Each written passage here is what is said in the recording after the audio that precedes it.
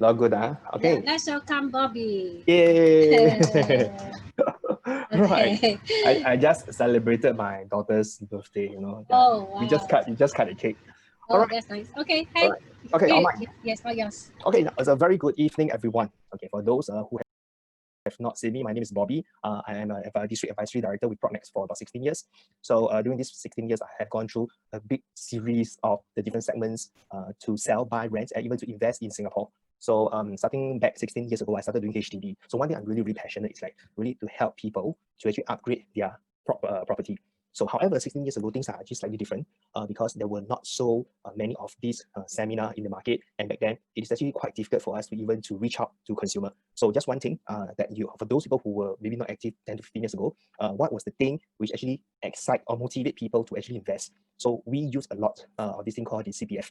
So we find people, okay, where they are reaching the point about to reach 55 years old, where once you reach 55, their CPF will be moved into the retirement account. So back then, there were a lot of people that are not aware that the minute they reach 55, all the CPF, if even they sell, will go to the RA. So in results, they may not have enough CPF to buy a new property. So who we actually reach out to were people at the range of 45 to 50 years old, and especially 50 to 54. So back then, we actually helped them to actually invest the last, I would like to call it the last wave before eventually they will actually retire, because after that, they can use the CPF anymore. So today, I'm still in touch with many of these friends, I will call them. So back then, when I know them today, they are about 60. Many of them have actually retired, and really a big handful of them have owned multiple properties. Back then, when they bought from us, they were at about 40 over years old. And plus another 15, 16, today they're close to 60. So when I talk to them, Mr. Lam, especially Mr. Lam, I remember, he used to own a unit in Woodlands. So today he stays in Pasir Ris and he owns one private property at the age of 62. So when I asked Mr. Lam today, Mr. Lam, tell me, what was the one thing you have done correctly? You see, Mr. Lam was a civil servant.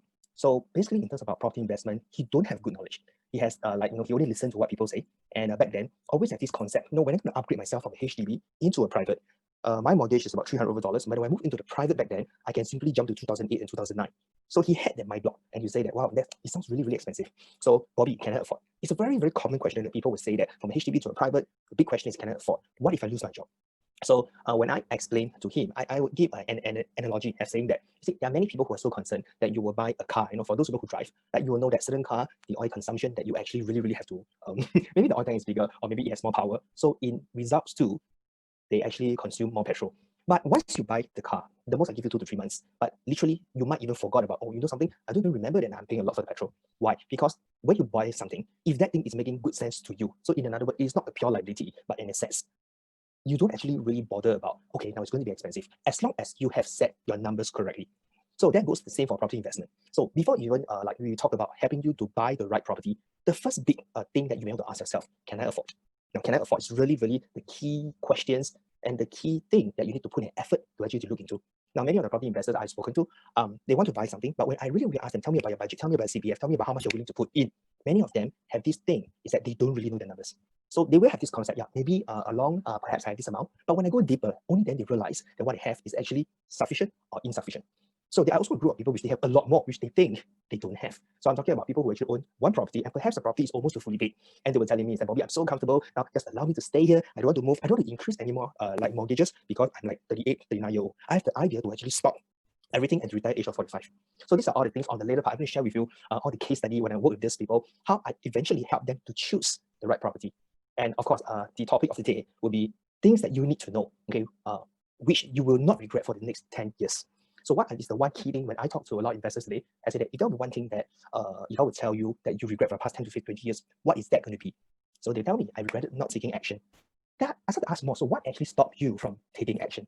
So we have various reasons, and that's where everything starts to come in. All right. So in the second part of the presentation, I'll be covering on that to you guys. Right. Good. So before I start, maybe I'd like to show everybody one of the video.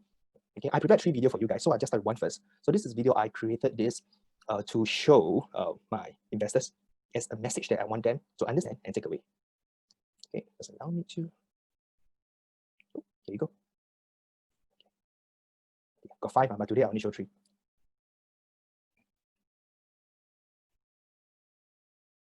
Hi, this is Bobby here, and welcome to this short video about property. So I'm going to go into this very interesting topic, which many of my investors will tell me, Bobby, thank you for telling me so much information on how to actually invest in property, but I got one big problem right here. So what is that problem? I have got no money. I just started work, and even my CPF is very, very limited.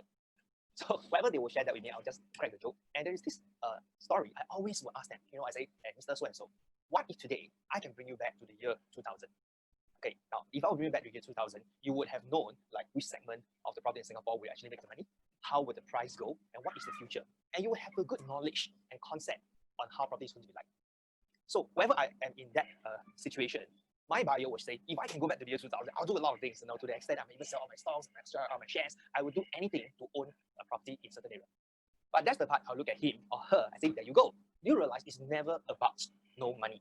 It's always about the lack of the information, knowledge, and confidence. That's the part we will just, okay, well, we get the point. So why do I want to share this story with everyone right here? Because that was what I actually found out too. For I understand that it is not easy to just invest money in any properties, because one wrong move could take you maybe up to 20 to 30% of your life, because that's the part you have to service on the mortgage. But if you would relate back to the story I just mentioned, what if you know what's going to happen? Therefore, if you understand the importance of to keep ourselves in pace and in tune with the market, that will give you a great head start. So go out, start learning, talk to more people, and when you know what you want, when the time is right, for some reason, you will find the money. I'll see you guys, and in the next video, I will give you more pointers on what to look out for when we talk about a good investment. See you guys. Okay, here I am back again. All right, good. So, perhaps after viewing this video, some of you guys have this takeaway as much that if I can go back to the year 2000, I'll do whatever it takes, because perhaps I know that the CBD area, like property like the Sir Marina, this Marina One, or maybe MBR Marina Bay Residences, those were the places that if today you would have gotten the first mover advantage. Now back then the Sir Marina was selling at close to $1,000 per square foot, and at that point of time, a River Valley, a District 9 freehold, was selling about $400. I remember back then we were talking about people paying for queue, because to buy property they are going for queue basis. It's more like a first come first serve, and they get people to queue. And if let's say you're first in the queue, you can pay for a queue number up to $20,000 to $30,000. Those were the really the crazy days. But back then I was actually more focusing on something else. I was really more on a HDB person. I don't really look at private, so I could not understand back then. It was, wow, that was like big opportunity. That never come across my mind. And when we start to talk about, wow, like one studio unit about $700,000, $800,000, where maybe back then a HDB is about $300,000. So those were the things that, okay, fine, I don't think that's meant for me, and it doesn't make sense. And I'm talking to you basing on I am a property agent, or I am a property agent who do not focus on private. So it was really of the lack of the information that we do not see opportunity. So today, I mean, many of these people who actually own the sale and the marina, but when I asked them, I remember that this guy, he's Mr. Ho. I asked Mr. Ho, hey, Mr. Ho, how many the sale do you own? I own 2. What sale? You own 2? I'm very smart. So Mr. Ho was sharing with me, actually, he said, Bobby, I don't think I'm really smart. So what makes you wanting to buy the unit at the sale and marina? So he was telling me, very simple. In any other country, when they buy, or maybe the property starts to appreciate or move, it's normally the CBD area, the financial hub. So with that, I just associate that I think Hong Kong's like this, and I believe Singapore is also going to be like this. So I look at Mr. Ho. That's all. Yeah, that's all. So at that point of time, honestly, Bobby, I don't have the time to do what research, calculation, understanding land prices. I don't have the time. But what I knew was the concept of knowing the CBD should not fail. And the Sierra Marina was one of the first few. Then I just went ahead and I bought the unit. Okay, so today, what is the property value? Oh, it's close to 2 million. So, and how much do you buy? Less than $1 million. Do you have plans to sell? No, I don't want to sell. Why is it so? Because after I sell, I got nothing to buy again. This is where, no, I think I just want to keep for rental. Okay, so think about it. Now, Mr. Ho is sitting in a property or on a property with close to $1 million profit, but he's not moving. Now, why is it so? Because at a point of time, when he bought this property, he don't have an idea what he wants to do. There are many people or maybe investors, we or the property agents that we speak to a customer, they don't have this thing called, they don't start to act because they don't have an ending mind. So what is called an ending mind? So when we buy properties or invest in property, there are many angles that you could work on. Now, some of the people will say that, Bobby, I'm going to buy a property because I'm going for pure capital appreciation. I'm going to buy something and I'm going to wait for 3 years. Once 3 years up, I will clear my seller's stamp duty and I'll move on to the next one. And find me another one. In every 3 years, I'll change. So example, I'm 35 years old. So in the next 15 years, I want to change 5 times. And each time I have this target to make maybe a profit of $150,000 to $200,000. Now, if I can successfully change 5 times and to make an average of $200,000 to just enjoy the first mover advantage, what would that give me $1 million? So there are people who actually follow this discipline closely. So once they follow this discipline, they don't go and look at things like resale, nor sometimes they will hear, or a friend will tell them, hey, you know something, this one got en bloc potential. Then they say, really en bloc? Hey, yeah, you see, I see Mr. Lim and Mr. Tan, they buy en bloc, they make a few $1 million. How I hope I can be like them. They stay very focused in what they wanted. So let's talk about the other group of people. Perhaps, when they want to invest in property, they will say things like, Bobby, I am not so much looking into capital appreciation. But as much as I don't mind capital appreciation, because the idea for me to buy something brand new and to start paying mortgages, and I'm not getting cash returns, meaning say no rental. So when we buy new launches, one of the things which people don't like is you don't have a rental in returns. Of course, on the plus side, when you buy a BUC is called the building under constructions, when you pay your mortgage, you do not pay a big sum at the initial stage. You pay like $300 in the first year, and maybe about $600 in the second year, or maybe by the time of third and fourth year, you pay the full mortgage of about $2,900 to $3,000 if you're buying a $1 million property. So it is like steps. We pay in staggered, and we call that the progressive payment. So some of the businessmen, they love progressive payment. So if you are doing business right now, you will agree with me, cash flow is king. So you need money, you need capital. So it's not so much that you would like to throw $1 million to buy a resale unit. You rather go and buy something progressively where you first enjoy the first mover advantage. First mover advantage means when the developer launches a development, you are the first few who own the property. And as the time goes, the developer will increase the selling price along the months and the years. Right? So there are some people who say that, no, Bobby, I literally want to only invest with rental returns and nothing else. Okay, now there's also a third group of people, they will tell me this, Bobby, I only want to buy a resale. I'm just somebody who do not ask me to buy something I can't see, and I refuse to buy on floor plans. I refuse to buy on a show flat model. Why? Because I have a very bad experience. In the past, I was promised this and that. I was told this and that. I was mentioned this and that, but it turns out to be something else. And I'm in no position to compete with these big boys, like example, the developers, certain developers who does not honor certain things to us. I had a bad experience. No, don't you ever ask me to buy certain things. Okay, so why do I want to share these three different kind of scenarios with everyone right here? And we're talking about 105 people. These are very common. So these actually demonstrate clearly all of those people who want to invest in property have a different goal, needs, and wants. So one of the big challenges, many of them, they don't even really know what is most important to them. So they just go around blindly looking for a good deal, got fire sales, got something to invest, and they start sharing. And therefore, this thing comes in. This is a very, very important chart. It's called the learning mindset. Now, if you can truly understand this chart, you will take action. And you will take action to start to invest, you will take action to start to do things. So in a very fast manner, I just want to go through. Okay, so many of the investors or maybe first-time owners, we're all in our comfort zone. We just finished our graduations, or maybe we just graduated from school, or we own our first property. We're so comfortable, so we're so familiar with our first property, and basically there's nothing I need to do. Relax. Now, next thing. As you grow older, you realize that, hey, you know something? Actually, I also have the aspiration. I hope I could have owned a few more properties. We call that to set a new goal. Or you discover a higher purpose, like you don't want to settle for just one HDB, you just want to own like maybe 2 or 3. So you realize that you have a dream. So being comfortable where you are, you realize you have a dream that you want to pursue. So what will most people do? They'll start to ask around, they'll start to do research, they'll start to think, copy, and ask people who have done it before. So these are really, really common. Okay, so this is what I call the growth zone. Now, however, before the growth zone, that's the big dream. There's a zone which is really important. It's called the learning zone, which is what I just mentioned. They'll talk to people. They will say, can I meet you for coffee? They'll go for seminar, and even like yourself who attend the Zoom seminar. So what exactly are you guys looking for? You're looking to increase the knowledge, to actually extend the comfort zone, to know that, okay, if I go to upgrade myself from a HDB to a private, I must be all ready to pay a $3,000 mortgage. Currently, my mortgage is about $700. It's going to be like 3 to 4 times more. But I need to know the why did I need to do this. Because the minute I know the why, it helps me to develop strong confidence. So if the learning zone is done correctly, you will break through to the growth zone. But what if you do not learn intense? You do not learn with focus. You do not really learn and really understand it, and just every day just browse a little bit, ask a little bit. And the word I like to say to some of my investors, I say that if you really want to buy good property, you need to put in effort together with me. You need to put in effort together with an agent. You need to put effort together with the consultant you're working with. You cannot just depend on them. You should not, and you should never. Now, why is it so? Because property is a big ticket item. It's not something I'm going to buy like $30,000 or $40,000. It could now easily a property. We're talking about 1 point something million, 1.5 million for a 3-bedroom, and all the new launches, they are not cheap anymore. So with that, if you know that property is a big ticket item, and you and the consultant must work together very closely, and there must be effort. So when that part is established correctly, only with that you will actually gain your confidence, which I mentioned in the video. You gain the confidence, you gain the knowledge, and you know what to work on. So with that, that's where we come in, that when we will give you recommendations on perhaps this certain products or this certain new launch, or maybe this certain HDB you should be going for, we have the same knowledge. And that gives you a lot of confidence to go ahead and say, okay, let's go. And you will buy, and that helps you to take action.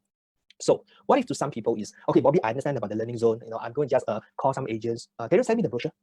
Can you send me this information? I just have to sit behind and just watch the Zoom and observe and observe and observe. Over time, most people will fall back into this thing called the fear zone, that you're not sure, not certain. Why do you need to pay a $700 mortgage right up to $2,800 mortgage?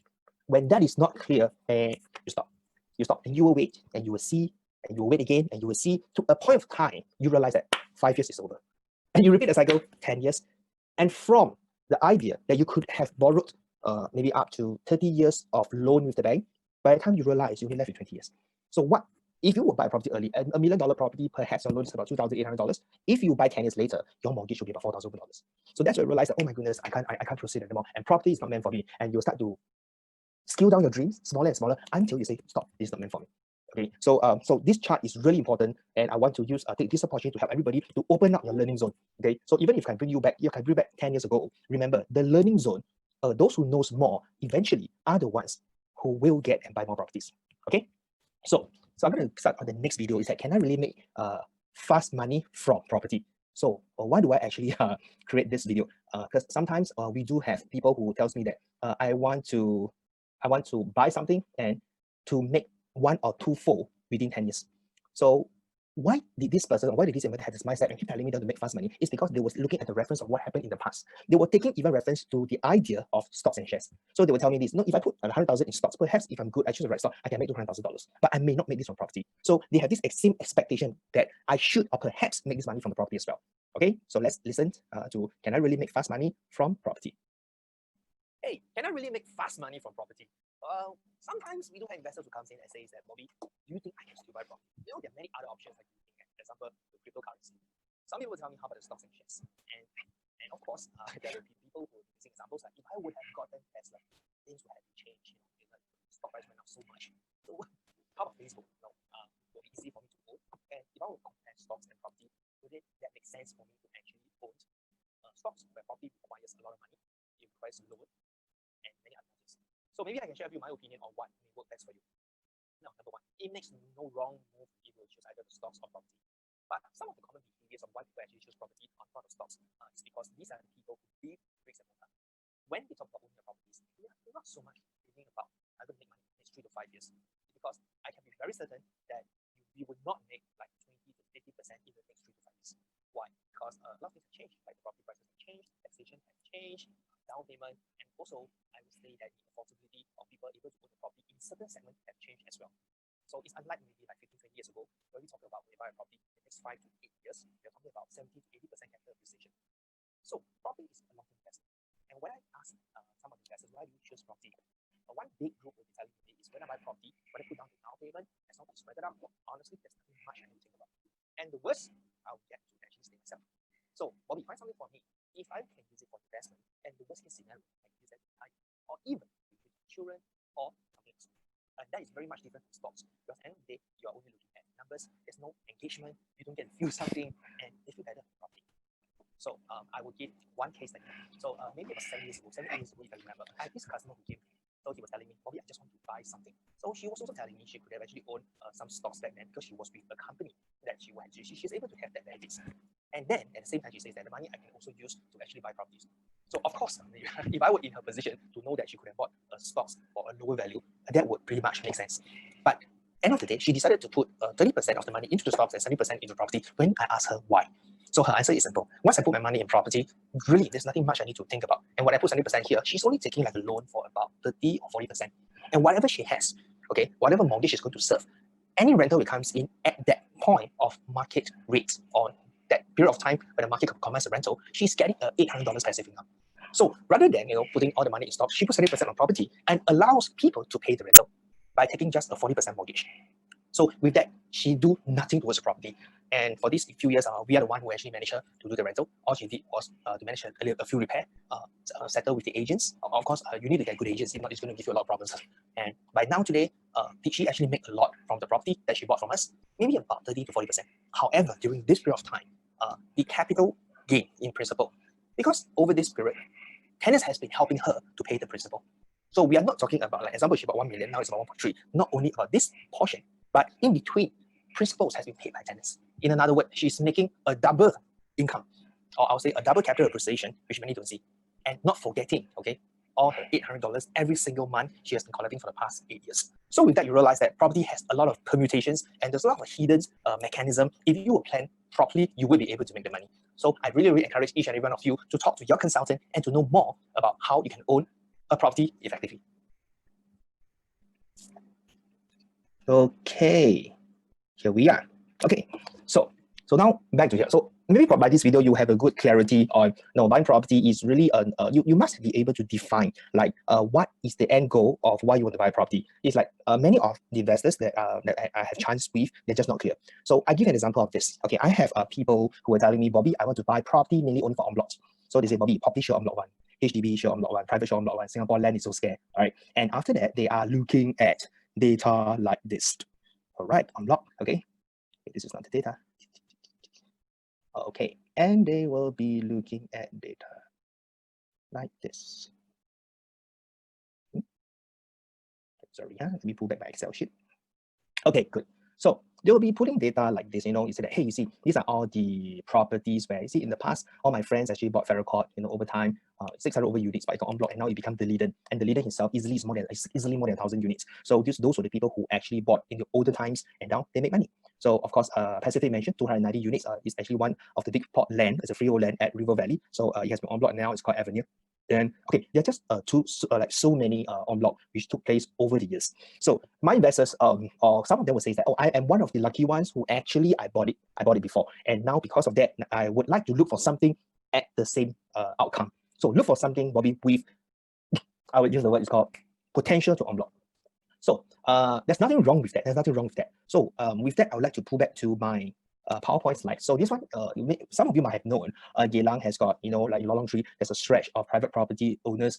Back then, they actually bought for 60 years for own stay. And now by the year 2020, the land is going to be expired. So today, okay, close to more than 50%, there are still people who are actually staying at this place. However, they need to look for the replacement.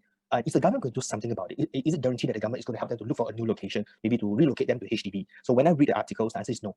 The answer is no. And we do have some of the residents, because they did not plan properly. They didn't really plan properly on, okay, now if the lease would finish, what is going to happen? Or perhaps a handful of them could have taken for granted that, oh, don't worry, they won't take it back because we are Singaporeans. So I think the message is very clear. So it may or it may not happen. Okay, so how am I going to relate this PowerPoint together with this Excel sheet? Okay, now this Excel sheet I have showed you, okay, will demonstrate some people who actually bought property and they got the en bloc. Now, many of the en blockers that which I know, when they bought the properties, they don't have an idea to buy because of en bloc. So they bought it because they want to have it for own use. Most of them, okay, they have no idea that this could or this could not take place. And when these people bought something for own use, and if en bloc take place, to them, it's really like a big bonus. It's really like a big bonus. However, in the market, there are people who also would try to plot and plan and say that, okay, I'll just look for a land himself. And this land is old, but it's big, and most of the unit is big in size. So when it's big in size, if the plot ratio will increase, en bloc can take place. So they start to calculate, the ratio, and they start to know and realize that, hey, this one has got potential. I think developer will buy, and they start to buy it. Okay, so this is part one. Okay, nothing wrong with that. So despite following this formula, we also see a big group of people who got their money stuck in the investment, because there are other considerations as well. Now, big land himself today, it is not so easy for en bloc to take place. Now, one of the key reasons is because of the additional buyer stamp duty when the government imposed. And now all the developers, when they buy a land, unlike the past, you have to settle everything to buy, to demolish, to build everything, and to sell within 5 years. If not, you will incur more stamp duty. And as developers, sometimes they realize that, wow, if this site is too big, is it worthwhile for me to take up the job also? So because of that, sometimes they will have considerations, and there are sites up for sale, but we do not have good buyers, or maybe a good developer who's willing to come in to actually take up the job. So with that, you realize that they start to miss the cycle again and again and again and again. But for investors, this is where your money got stuck again and again and again and again. And the other thing about these old sites themselves, like some of the en blocs can really, really difficult to take place, is who is staying there. And I would like to quote for Pacific mention, because I'm 16 years in the trade, and during the years, I've been listening or hearing Pacific mentions will take place, Pacific mentions will take place. And during the years, I have really encountered so many people who buy, wait, cannot sell, buy, wait, sell, buy, wait, sell. And finally, it took place. Then also there are some people who will say, yeah, I should not have sold it. But because at that point of time, due to their age, they realize that, no, maybe I just want to make a fast one. If I can make it in 3 to 5 years, if it happens, it happens. If not, I'll sell even at cost, pull out the money, I can move back into stocks and shares. Now, do you realize that what I just mentioned goes back to my point number one? So as an investor or a property owner, what is your ending mind? So you need to be very focused. So this is the best classic case study, even for yourself. Like if you realize that you are the kind of property investors who like to look around north, south, east, west, freehold, resale, mixed development, and you like to see every single thing, the chances that you will make an impulsive purchase is extremely high. Not because that you don't know the information, but you will come to a point you feel exhausted. So much information, and you may also come to a point you get confused. What exactly do you want? So to pull that with a case study, before the circuit breaker, one of my friends called me and said that, Bobby, I want to sell my HDB and I wish to buy a unit at Garden Residence. I think I can say that, Garden Residence. So when I asked him, I said, hey bro, why do you actually want to own a Garden Residence? And then he told me that mainly because I want to upgrade to a condo. Next question, why do you choose to own a condo? Is it because of the lifestyle, the capital appreciation, or you're worried that the HDB can no longer, example, hold the profit that you can be getting now? So when I asked that question, my friend was like, actually, I never thought about that before. It's just an idea. I was just thinking to sell my HDB and buy a condo. I said, okay, fine, sure. So if your HDB is fully paid, so would you ever like consider, like maybe you can just transfer to one name and hold for another 5 years and to hold the HDB? Okay, so I mean, HDB you can't do decouple, but you can do that transfer and hold for the 5 years again, then you can start to buy. So when I start to pose a lot of questions to him, then he realized that, oh no, there are so many reasons that why and how he could have done it effectively. Then, so I went back into the garden residence. I said, so do you choose garden? And the reason is, then he started to tell me because of the school, because of the location. Then he said, at the same time, I want to make money. I want to make money. So again, I placed the devil's advocate. I told him a few more properties. If you're talking about garden, what if I show these 3 more? A, B, and C. Then he said, hey, actually, Bobby, you also make sense. This one also can make money. But garden is like the place I want to go. And because it's near the school. And yeah, Bobby, you are making me confused. So he started to say, I'm making confused. So with that, I sat him down. So I told him, now it's very common for a lot of people who want to achieve the best of all world, for own stay, for investment, good deal, 5-year sales, discount. But you need to be clear by end of the day, what is the end goal? So his end goal is simple. He wants to sell HDB to private because he chooses to upgrade his lifestyle. So after I talked to him a lot more, I realized it's not about the money because he is a lawyer and both he and the wife, they're both lawyers. So it's about upgrading the lifestyle that he wanted it, but not so much of the money. But the money comes in because people are talking about it. Then after I asked him, so bro, is it true that you want to upgrade your lifestyle? Because, of course, where you are now, perhaps you're in pace with all your peers. He said, yeah, actually it's more of that. Of course, at the same time, it's for my kids. So with that, I said that you had a great choice because the timeline for you to own a garden residences, it matched perfectly when the kids reaches 4 to 5 years old. So we worked on all this thing and finally really settled him down and he realized that, okay, fine, this is exactly what I wanted. And from there, he stopped and he don't view properties on the east area, no more cut. So he only focused on gardens and also just few properties and make a comparison and he make a firm decision. And from there, back then, there were a good discount. There were discounts. Some of the stacks were being released and very good discounts compared to the launch price. Immediately, he jumped into it, boom, and he got the unit. Very fast, very fast. So I remember when the unit was being released, he jumped and got it. The IC in that development was actually asking me, wow, Bobby, your customer like buy very fast. Or, wow, no, that one's a very good deal. They start telling me all this thing. So I shared this story with a lot of people. The reason why my customer can capture a great deal when it was released because he is ready. He's ready, he's prepared, he knows his number, he is clear. So opportunity are normally given to only people who are prepared. So good deal, fire sales, good lobang comes in different variations. So as long as you are clear in what you want, when the opportunity arrives and it appears, you realize you'll be faster than the rest. And these are the people normally they buy good things and they don't just follow the market. So I can work another example at Amor Park. So this is really long time ago. I remember there was once we advertised a unit at Amor Park. One of the lady called and said that Bobby and Maureen, okay, both me and my wife, I know you have a unit at Amor Park. How much is it? So we quote 7.9 million. It's about 7.8 million. Oh, okay, that's a good deal. Okay, can I view? So from there, we went down. Okay, and in the next split second, he put up the money, 8 million tap. So I was like, why would somebody buy 8 million in this manner? Why? 8 million is a lot of money. But of course, today the property is worth easily about 10 million. That why did she, okay, which are still very close client of ours, can make decision in like one viewing? So when I asked her, and that's why she told me, she said, no, actually, I've been looking at Amor Park for the longest time. And during the bad times, I have been studying, I observe, I stay focused. I've been hunting property in that location. So I asked her, don't you have other properties to look at? Oh, no, I'm very clear. I just want to focus in this segment. I don't anyhow move. My goals are very clear. That's why when something good, I'll just go, snatch and go very fast. Okay, so another example of how when you choose to stay very focused, you realize that good deal will just pop by and that will really help you a lot. So I'll give you another example of what's called a good deal. Okay, that's another good deal. So sometimes people will tell me this, Bobby. I say, yes, yes, man. Tell me, I want to buy good lobang. I want good rental yield. Then they come with good rental yield, Bobby. I want good rental one. My mother tell me about good rental. My uncle, my grandfather tell me good rental is very important. So I say good rental. Define good rental. That's the next question. I define good rental. So this is actually a chart of all the good rentals in Singapore. If you're talking about the extreme right-hand side, rental you up to 4.8%, 4.1% for so North Oak, Interwave, all the OECs are giving 3.9, 3.8. So Bobby, I want to find a property with good rental. Okay, go straight to Huford. First thing, Huford, go straight. The good rental himself can give you Huford, it can give you a good rental of 4.8%. Why? Because Huford has only a 60-year lease. Now, with a 60-year lease, meaning say the entry price is so much lower. So when it's lower entry price to buy, however, if the property can serve the basic function, it still commands the fair market value because people don't pay you more because of a freehold. Remember, people don't pay you more because of freehold. How much you pay is your problem, it's not my problem. But as again, high rental yield, you serve well. If you pay low in your purchase, good rental, it's called high rental yield. So, okay, there you go, high rental yield. But, okay, wow, thank you. But it's only 60 years. So now, come again. I found something high rental yield, but you tell me it's only 60 years. Then I want something freehold. So if you want something freehold, but the problem, it may not be easy to find high rental yield. So actually, we can go for here. Example, Central Loaf. Okay, so this one charges is a small development. Freehold, good rental yield, but this one very small development. I want something big. Oh, come again. Okay, something big. Let's go back. Melville Park. Melville Park is this is near Simei, and people who actually focus in that location, you know, the rental is very good, and in fact, the turnover is very, very fast. Yeah, Melville Park also don't want. Why? Too old. Yeah, I like big developments. Yeah, right. Good rental yield, but it's too old plus it's a 99. Okay, Now, ladies and gentlemen, with here, I can go non-stop. I can go non-stop. So because when someone is not clear in what you're looking at, they will always be going in loops and round.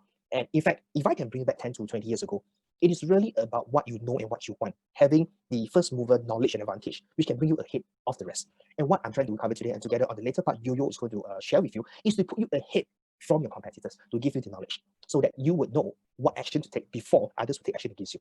Okay, so back to here. So there are also properties like example 76 Shenton, 3.6, 3.5%. Now 76 Shenton, I would say, is a very interesting property. It's a very interesting property. Like recently, it's actually in CBD area, and right in front is actually the port, and their one bedroom is literally facing the sea. And the sea facing, they don't have an official announcement to say what they're going to build, but something will take place in 2027.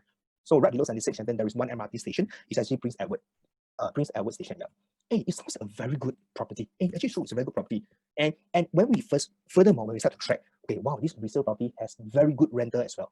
So when you actually own the rental, so it's about 3,200 to 3,500, and people come in and take a look. So when I was trying to sell this property, there were people who come in and tell me, yeah, actually, you're right, Bobby, the MRT is coming out soon. The rental not bad. I like the sea view, but you know something, but I'm afraid in front, in time to come, after the port has been removed, then the view will get blocked. Then I asked him, can I ask you something? What are you buying this for? Own stay or for investment?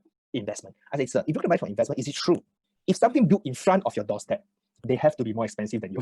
Don't you agree with me? He said, yes, because it could be a 3 to 5 years from now. So if somebody would sell something in front of you more expensive than you, if you will buy cheap today at today's price, do you think you could have made some money? Oh, but I lose my sea view. I don't have the view anymore. But you mentioned you're buying for investment. Oh, now I changed my mind. I want to buy investment, yet I want a sea view. Oh, then okay, there you go. Okay, so this is a true story. So with that, eventually, he did not go for this, but he decided, and I helped him to tune the mind to let's move into something and buy a sea view unit. I think that's better for you. Don't confuse yourself and say that no, you really want to buy something for investment yet a sea view, because end of the day he's stuck, and the wife has been telling me, yeah, you're right, my husband is stuck for the longest time. He could not make a decision. Okay, so with here, I mean, these are some of the numbers. So if you happen to fall under this category that you're looking for rental yield, perhaps this chart might be very important for you, so you'll be able to know which are the areas, and all these things are widely assessed by all our product agents, so please do talk to them, and I'm certain that they can help you on here. Okay, good. So here's the thing. Now this is a very important pointers. Okay, we're going to focus on. So what do you look out for in a good investment? Okay, now first is actually the distance to amenities. Now you like it or don't like it, distance to amenities is one of the key factors if a property can be leased or can be sold. Now I know some people would say that, Bobby, I buy based on numbers. Now perhaps you have not encountered before that you have bought a very good property, but at the same time you're begging for a tenant to rent a place. Okay, there are such property in the market, so you have to be very careful. Number two, so what do you look out for per square foot? Now you want to work on this concept. I want to reduce the per square foot. I want to make sure it is low. I don't want the per square foot to be too high. Now why is it so? Because in time to come in the future, if en bloc will take place, my per square foot will be a determining factor for the developers to come in to buy from me. So they are not wrong also. Now, however, here's the thing. Per square foot today, it seems that the indicator per square foot is no longer one of the main indicators to actually own property, but the third one, affordability, is actually quite common. So people start to look at it and say that what can I afford, what can I not afford, and how can I actually make a point here? If you realize that people are more and more comfortable going for smaller units. I mean, all the new launches, slightly smaller, they're okay with it. But in the past, no, they need one big units. So FYI, just for your information, nowadays all the old HDB, EAEM, mentioned it, they are selling at a very good price. Even though they are 40 years old, maybe remaining lease of 60 years, many of them are selling above the market valuation. Okay, next, the government developments, meaning say the URA, the master plan, what is going to happen? Okay, so when that happens, what's going to change? So you may want to keep a lookout for all these things, because all these things it affects. And I like to talk about this is that Singapore is very unique, because every 5 years, two things will take place. Number one, the revision or maybe the improvement of the master plan, and number two is actually, I would say, maybe the election. So with the change, or maybe with the improvements of different people in different positions, Singapore property will tend to move into certain directions. So we need to monitor and observe. Now, as much as we can guess what's going to happen, by the end of the day, it very much depends on what's going to happen at that point of time and the demand, supply, and the economy. Next, ready unit. So there are some people who actually say I have to buy brand new. I want to look for ready unit, ready rental. So if you fall under this category, do not try to look at ready units resale at the same time. Look at new launch again, because I will bet my last dollar. Either get very frustrated, if not, you just realize, okay, fine, what am I looking at? And the more new launches you see, you will not be able to identify the value, because there are also people who focus on new launches just by taking on the first mover advantage, and they are making like $100,000 and $200,000 per year by choosing the right property. Same. Okay, this one, classic discount. So people will say that, Bobby, now I would like to buy things with discount. And when they say discount, I'll say, okay, explain discount, define a good deal. Discount law, just discount you can pass to me. No, explain. Example, cheaper than the last transaction, cheaper than the launch price, cheaper than price 5 years ago, cheaper than the unit below, cheaper than unit above. What's the definition? So when I ask this question, most of the time they'll say just something which is cheap. Then I realize, okay, we're heading nowhere. So you see, some units, okay, I'll show you. Okay, some unit literally move in the market. It was because of certain reasons. Okay, so let's take a look at this thing called discount. Okay, so these are actually discount fire sales by the developer, and I'm going to pull out this information for you guys. Okay, where am I? Here. Okay,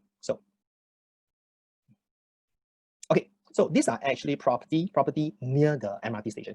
Okay, so what is called a good deal and what actually move a property? So maybe let me just focus on maybe call center area. Okay, so let's take a look. So MRT line. Now, rightfully, what is the concept? As I mentioned just now, a location amenities can command a good price or maybe easier for people to buy and sell. So take a look. Now, House of Handy 134 units. It is actually about 134 meters away from MRT. Now, this is 8 at Mount Sophia. Now, if you take a look at what has been transacted now, okay, 5 unit. This is brand new. This is resale. But 5 unit transacted. So in this, for the past 6 months, yeah, correct. For the past 6 months, people actually buy more 8 Mount Sophia compared to House of Handy. But let's take a look at the average per square foot, right? Resale versus brand new. Hey, 2,008 per square foot, 1,004 per square foot, and the top one is people go for 8 Mount Sophia. So the question is why? Is it only because the per square foot is cheap? Now, yes and no. Now, what we are seeing right here is only the per square foot, but most of the unit in the 8 at Mount Sophia is actually big. So in another word, the quantum, the affordability may not be meant for many people. So when we talk about the average per square foot, we also need to study House of Handy that perhaps some of their units mix. It is easy for people to own. Now, House of Handy has excellent location and it has certain units mix that even HDB owners can easily own a District 9. Okay, and because of that location, you could have owned it for long-term rental. And that location is quite difficult that you are unable to look for a tenant for yourself. So some people may actually own House of Handy mainly for investment purposes and because of the quantum. Okay, so this is an example. So if I would just pull down a little bit, like example, maybe okay, let's get something I'm familiar. Okay, so maybe we talk about here. There you go. Okay, so we got Bali residences. Okay, so all these things. So where are these? 2014 from 2009, completion 2019. So from here, why is it that what has been completed in 2019? Okay, so what has been completed in 2019? Why is that there's a big transaction which take place? Now, this is a classic example of the buyers focused and willing to pay for properties which is ready. So it caters for investors who, or maybe property owners who perhaps due to timeline issue that they only buy ready units. Okay, so how can this relate to you? Now, example, if you're going to buy a unit, example, Antares, and you're going to buy and hold it, and you want to enjoy the capital appreciation. So upon key collection, now because Antares it is a mature estate, okay, in that location, it's not really like one end of the corner. So there will be a lot of people very interested to buy that property for own stay. However, today they can't do it. Why? Because if today they're going to sell their HDB, they have no place to stay. And these people are very happy to come in when upon key collection, because there's also not much of supply in that location, they'll just buy from you. Okay, so that is where how people manage to exit. Okay, so the other thing we're going to work on from here, maybe Bali Ridge. Perhaps it could be. Can you see here Gazania and Bali Ridge? Take a look at the per square foot. So there could be some people who are going to buy it because they are a true believer that I want to keep my per square foot low and size is important. Now, the idea of people who actually upgrade from HDB to private, it seems that a lot of people today are going for this thing called size. And when I talk about size, they don't mind buying properties, even sometimes it's a little bit old, but as long as it can serve the function to accommodate the whole family. Right. So these are just some of the data that we can easily identify. And why I actually want to push this up to show you guys is to realize that MRT station, to be close to MRT station may not be the key critical factor that because any MRT station, that's why people buy from you. You still have to take consideration of these being old, maybe their wear and tear, their potential, freehold, leasehold, and most important, in my opinion, is affordability. Okay, so with here, I hope these few examples will give you an idea that it's not only about basing on this price only, but other consideration which you really need to talk to your consultant so they can help you. Now, the next thing, new versus old developments. Some people, they will only buy new, they will not buy old. So you need to know yourself. Okay, are you those who cannot stand old things, or you only can buy new properties? Like some of you will never ever buy old car or resale car, you only buy new ones. So you need to answer to your behavior. Now, last and not, the next one will be big and small. Okay, so why I want to show this to you guys is this is really to help you to know what kind of investors and owner you are. Because once you know what you want, you can actually tell the consultant, like all the property agents, and tell them that I am more of this category. And a good consultant is able to lead you to your ultimate goal. No, rather than going in loops. If you remember the model about the learning curves, the learning band. All right.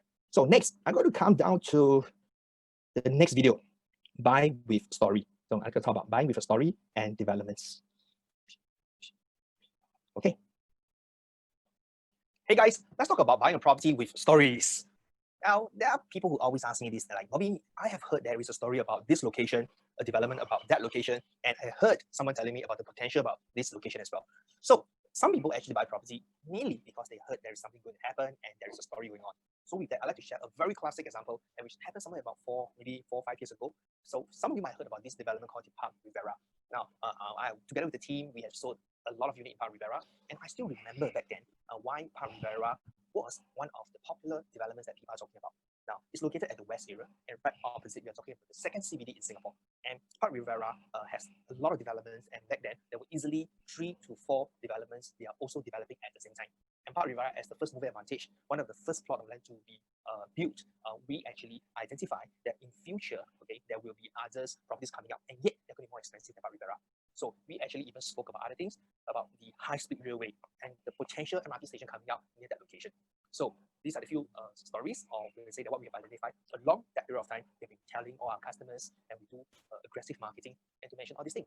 And of course, eventually it was fully sold. So today, what happened? Whatever we have pitched or whatever we have identified, I would say not everything took place. And one of the very easy part that we can easily identify is actually the high-speed railway. So you and I knows what is happening to the high-speed railway now. Definitely it's not as per what we saw about 4 years ago. However, take a look at this. Has anybody in Park Rivera today actually lose money? And in terms of rentability, has it been compromised? Now, the answer is no. And what happened now was something we have not thought of. About 3 months ago, I was marketing a unit for rental in Park Rivera. So when I saw the whole entire developments, there were a big influx of foreign students, and it's actually more than before. So I was talking to the agent and asking, why is it that now so many people coming here, okay, like to get a unit? So the agent was telling me, oh, that's because of the COVID situations around the world. These are the overseas students, and they are not going back to certain countries, like the US. So Singapore actually opened up, I think maybe it's more seats for these people to come in. And because of that, there is a big increase of the students in Singapore, and that's the reason why people are taking out the West area.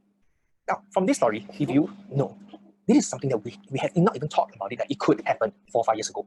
However, how did people in Park Rivera today manage to take advantage of these situations? The answer is simple. They stay invested.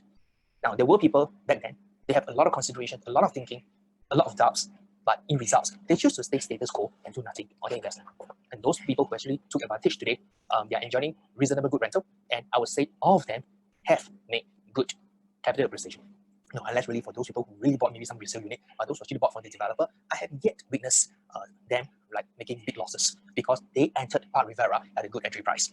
So with that, maybe a question you should ask yourself, is it true that when we buy a property, we only follow the story? Or we do follow the story, but at the same time, the key consideration is to stay invested, buy within your means, and to have a safety net, just in case that if you lose your job, you can still hold the property for the next 3 to 5 years. Okay, developments and stories. Now, this is the very, very interesting part. Investors like to follow the developments and story of what happened, master plan, what is that growing potential. So this is the part for those people who actually missed the Singapore Property Show. In fact, we have got 4 experts, okay, Stella, Nizam, CJ, and Benjamin Tan. They actually easily, each of them will actually focus on one zone by itself, 2 hours, to talk about what is happening in that location. So this is definitely something really important that you need to put an effort to listen to the preferred zone you're looking at. So from there, listen to what they tell you. It will shorten your learning curves, and it will give you that confidence to know that you should go ahead. Now, to bring this back to my story, of course, back then when we were selling Park Rivera, we also identified the whole entire transformation of the West area. Now, till now, not all took place, but what is the message I was sharing was back then people actually identified and they bought properties within their means. But they, of course, they have really focused and said, okay, I'm going to try on the West area, and they don't over leverage. So, so the message for everybody, is really follow the story, buy within your means, have a safety net, and most of the time you don't really go wrong, right? So I think this is the last slide before I hand back to Yo-Yo.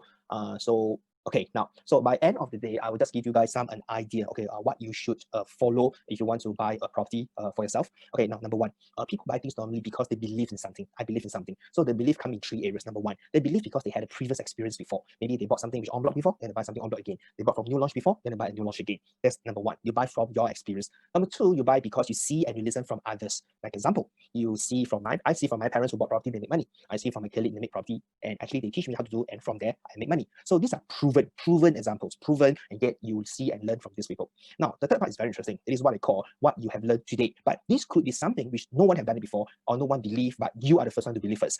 This is what I call the first mover advantage. Like example, Bitcoin. Now, my parents definitely have no idea what's called Bitcoin because during their era, there's no Bitcoin. But today, is it true cryptocurrency can make money? There are some people who say yes, there are some people who say no.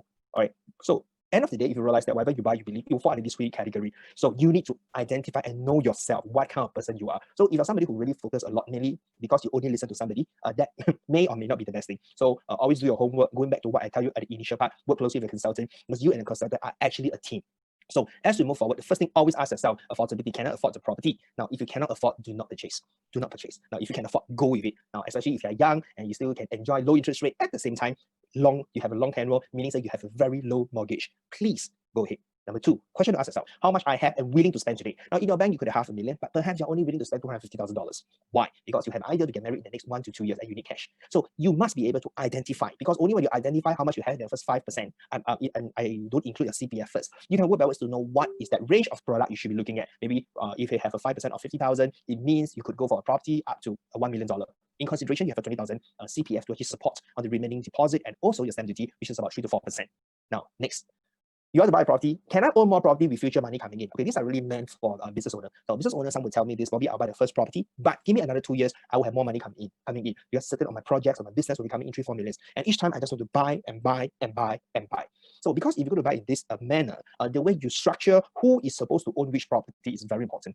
That will really help you if you can afford, and reasonably, you could save some money on the additional buy stamp duty. Next.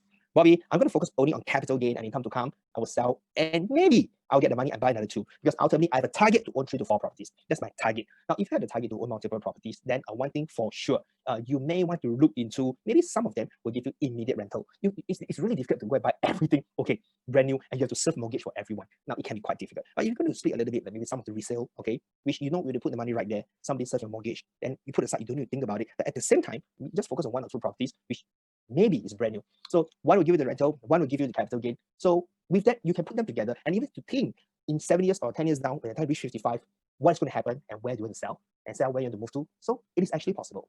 And last and not least, actually the limitation of age.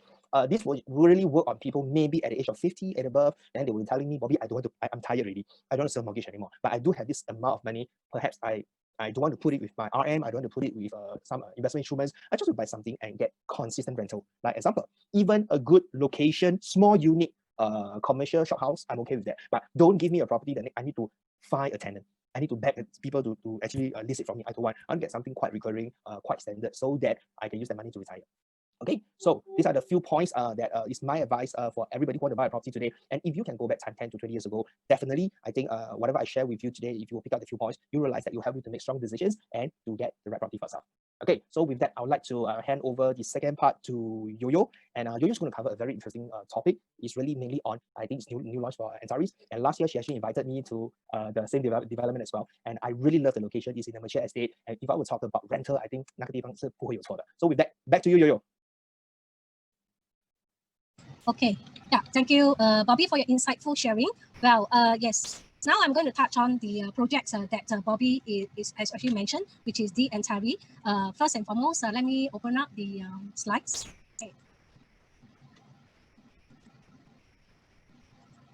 Okay, so what Bobby has shared this evening is talking about not missing opportunity. So same thing 10 years ago, if you are given the opportunity, will you be making all way out to actually make your real estate or your property investment come true? So today, this is another opportunity that is awaiting for you. So without further ado, just a standard disclaimer, whatever share here, please do not take any photo and yeah, get back to your consultant. So we are talking about the Antares. Okay, the Antares itself, the location, I will touch on it in a short while.